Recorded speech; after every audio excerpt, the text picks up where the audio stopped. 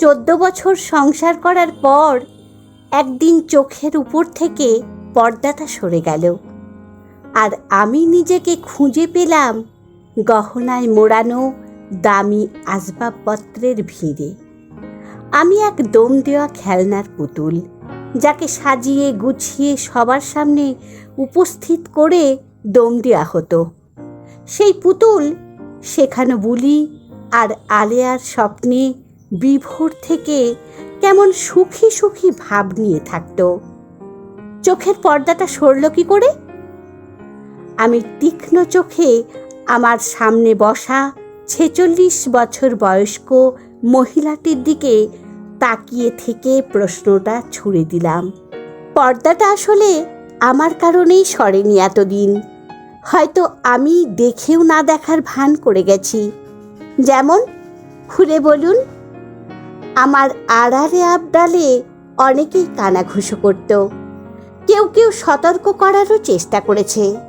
আমি ভাবতাম আমার স্বামী সৌভাগ্যে ওরা হয়তো ঈর্ষান্বিত, অথবা আমার সংসারে কলহ বাঁধানোর দুর্ভিসন্ধিমূলক চেষ্টা চালাচ্ছে ওরা। কারণ সে বাইরে বড়ই ক্রেতাদুরস্ত, ঘরেও নিজের ইমেজ ধরে রাখতে সচেষ্ট ছিল। আমি বোকা শোকা স্বল্প শিক্ষিত, মাত্র ইন্টার ফার্স্ট ইয়ারে থাকতেই বিয়ে হয়ে গেল।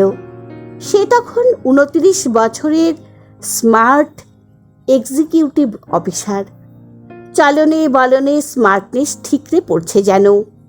আর আমি গ্রামের কলেজে ভর্তি হয়েছি মাত্র। কতই বা বয়স, 17-18। আমার মা ভীষণ সুন্দরী ছিলেন। আমরা 5 বোন 3 ভাই। 5 বোনই মায়ের গুণ পুরোপুরি না পেলেও মায়ের রূপ পুরোটাই পেয়েছি। বাবা সরকারি চাকুরে ছিলেন।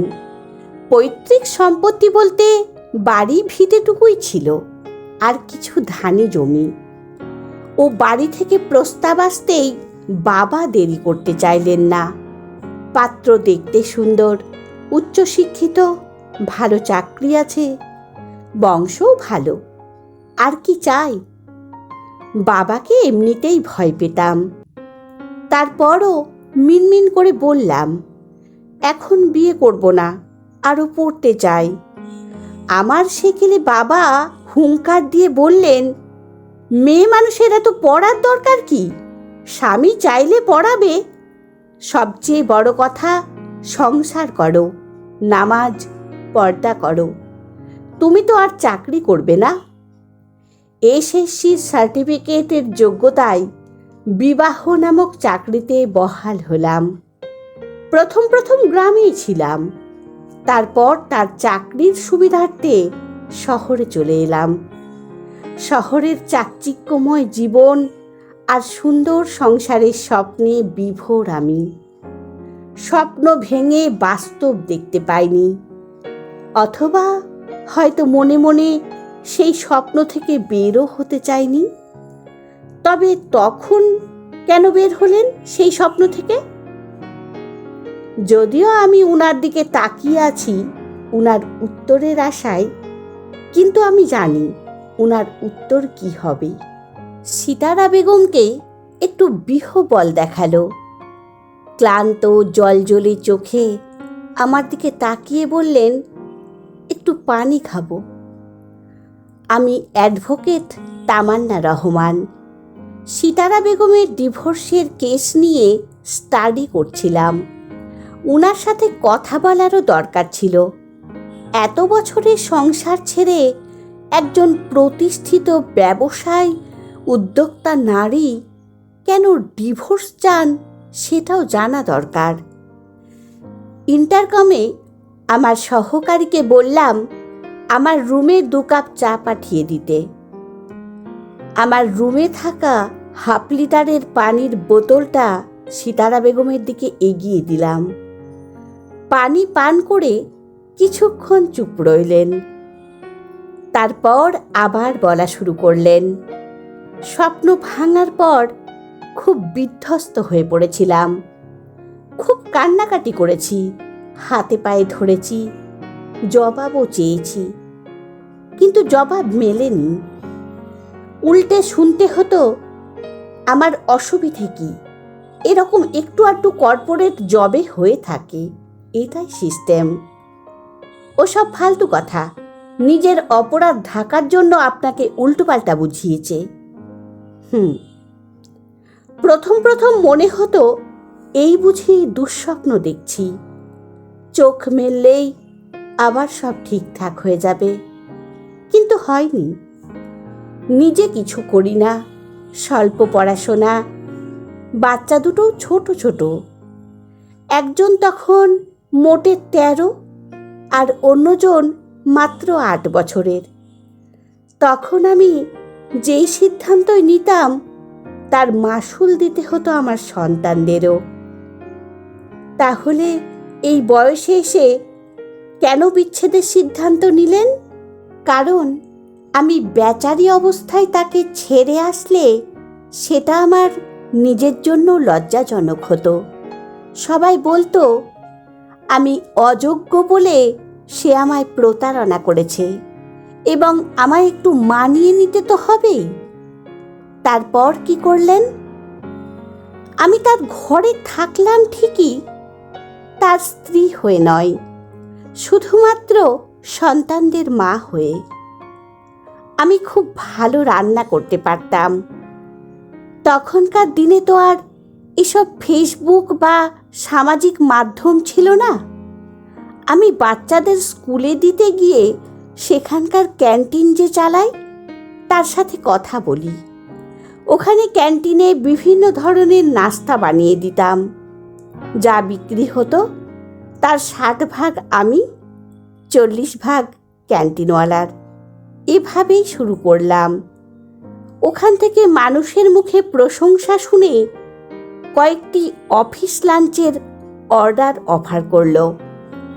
যদিও তখন বাইরের লাঞ্চের চল তেমন ছিল না, তবুও কিছু অফিসের কেউ কেউ ঝামেলা এড়াতে অর্ডার করতেন। প্রথম প্রথম খুব বেগ পেতে হলো। আমি ওর কাছ থেকে টাকা নেওয়া বন্ধ করে দিয়েছিলাম। আমাদের পারিবারিক অন্তর্দ্বন্দ্ব শুধু বাড়ির 4 দেওয়ালের ভেতরে থেকে গেছে এখনো। ভাই বোন কাউকে বলিনি কি হচ্ছে, কি ঝড়ে আছি। মেয়ের স্কুলের এক বান্ধবীর মায়ের সাথে খুব ঘনিষ্ঠতা ছিল আমার। উনার নাম রাবেয়া। প্রাথমিক বিদ্যালয়ে শিক্ষকতা করতেন। রাবেয়া সাহস এবং অর্থ দুটোই দিল। একা একা ডেলিভারি দিয়ে যেতাম। এসব যে করতেন উনি কিছু বলতেন না? বলতো না আবার। প্রথম প্রথম জানতো না। একবার একটা কোম্পানি থেকে ওদের বাৎসরিক অনুষ্ঠানে লাঞ্চের অর্ডার আসলো। ততদিনে আমি মোটামুটি একটা পরিচিতি পেয়েছি। কম বেশি অর্ডার আসতো আমার কাছে। ওই কোম্পানি যে ওর কোম্পানির সিস্টার কনসার্ন আমি জানতাম না। আসলে ওর কাজের বিষয়ে তথাকথিত গৃহিণীদের মতো আমিও কখনো এত নাক গলাইনি। ওদের ওই অনুষ্ঠানের পর ওর কোম্পানি নিজেদের অনুষ্ঠানের জন্য আমাকে লাঞ্চের অর্ডার দিতে গেলে কিভাবে যেন সে জানতে পেরে যায় এটা আমি করছি। রেগে আগুন হয়ে ঘরে এলো।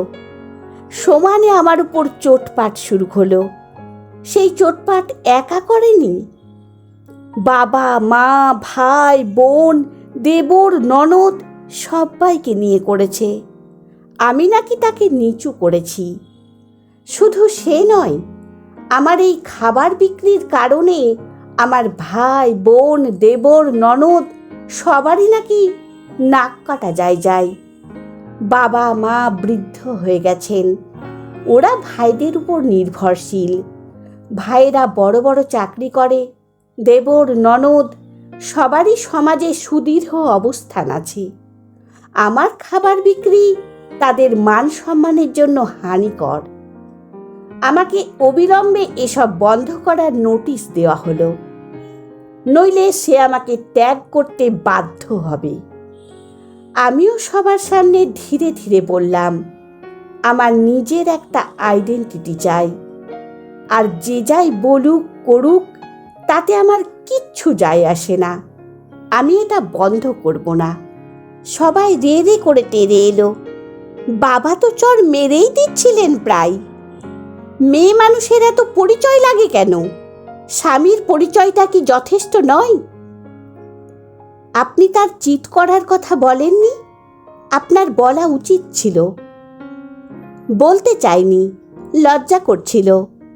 কিন্তু সবাই যখন বলছিল আমার কিসের অভাব, তখন বলেছি আমার বিশ্বাসের অভাব, ভালোবাসার অভাব।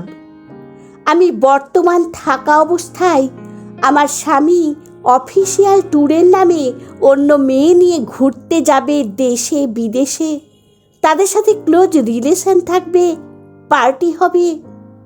ফিরতি পথে বিশ্বাসঘাতকতার বিনিময়ে আমার জন্য দামি গহনা, শাড়ি উপহার আসবে।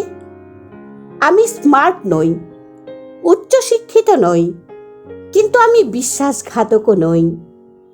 তারপর বাড়ি জুড়ে হৈ হৈ পড়ে গেল। আমি মিথ্যুক, নিজের কাজ চালু রাখতে মিথ্যে বদনাম দিচ্ছি। আমাকে লোভে ধরেছে, টাকার কারণে পাখা গজিয়েছে, ইত্যাদি ইত্যাদি। আমার উচ্চশিক্ষিত চাকুরিজীবী যা বলেই দিল, কর্পোরেট জবে এমন একটু আধটু ফ্রেন্ডলি হতেই হয়। আমি মৃদু হেসে বললাম, তাহলে তুমিও নিশ্চয় এমন একটু আধটু ফ্রেন্ডলি হও। রাগে তার চোখ মুখ লাল হয়ে গেল। আমি জংলি গেঁয়ো অপবাদ পেলাম, আর সে ঘর ছেড়ে চলে গেল। আমার সাথে থাকা নাকি সম্ভব নয়, সন্তানের খরচ সে দিয়ে দেবে, কিন্তু আমার সাথে আর কিছুই সম্ভব নয়। ও, এর মধ্যে আমি আবার পড়াশোনা শুরু করলাম। গ্র্যাজুয়েশন করার প্রয়োজন মনে হলো। পাশাপাশি ক্যাটারিংয়ের কাজও চলতে লাগলো। সবাই মিলে কোণ ঠাসা করে দিল। বাবার বাড়ির কেউ যোগাযোগ রাখলো না, শুধুমাত্র ছোট ভাইটি ছাড়া। সে কোনো সহযোগিতা করতে পারবে না, কিন্তু আমার কাজটাকে সে একেবারে খারাপ কিছু মনে করে না। আমার মেয়ে যে বছর এইচএসসি পরীক্ষা দিল, সে বছর আমি ধার দেনা করে নিজের একটা অফিস দিলাম। 3 কামরার সেই ঘরটার পেছনে কিচেন ছিল এবং সামনে অফিস। বাহ, এখন তো আপনার 3টে রেস্টুরেন্ট। হ্যাঁ। গ্র্যাজুয়েশন হলো? হ্যাঁ, আমি উন্মুক্ত বিশ্ববিদ্যালয় থেকে পোস্ট গ্র্যাজুয়েশনও করেছি। উনি এখন কি করেন? সে এখন অবসরপ্রাপ্ত, ফিরে আসতে চায়। সে এখন অসুস্থ, একা। আপনি কি তার উপর প্রতিশোধ নিতে চাইছেন? আরে না, সে তার জীবন বেছে নিয়েছে নিজের পছন্দ মতো। আমি তার অযোগ্য ছিলাম, তাই দম দেওয়া পুতুল ছিলাম। এখন আমার অর্থ পরিচয় সব আছে। আমি কোনো দম দেওয়া পুতুল হতে চাই না। সে আমার সন্তানের পিতা। সেই সন্তানের কাছে যথাযোগ্য মর্যাদার একসাথে থাকতে পারবে। তার সেবা বা পরিচর্যার কোনো ব্যাঘাত হবে না। কিন্তু তিনি আমার স্বামী থাকবেন না। আমি পাশাপাশি 2টো ফ্ল্যাট নিয়েছি। বাচ্চারা তাদের বাবার সাথে থাকবে, পাশের ফ্ল্যাটে আমি থাকব। অযোগ্য থেকে বিশ্বাসঘাতকতা করিনি। এখন যোগ্যতার কারণে যদি করে ফেলি, তাই এই বিচ্ছেদ। বন্ধুরা, গল্পটি যদি ভালো লেগে থাকে তাহলে প্লিজ লাইক, কমেন্ট ও শেয়ার করতে ভুলবেন না। আর নতুন বন্ধু হলে অবশ্যই সাবস্ক্রাইব করে সঙ্গে থাকবেন। আশা রাখছি। ধন্যবাদ। ভালো থাকবেন।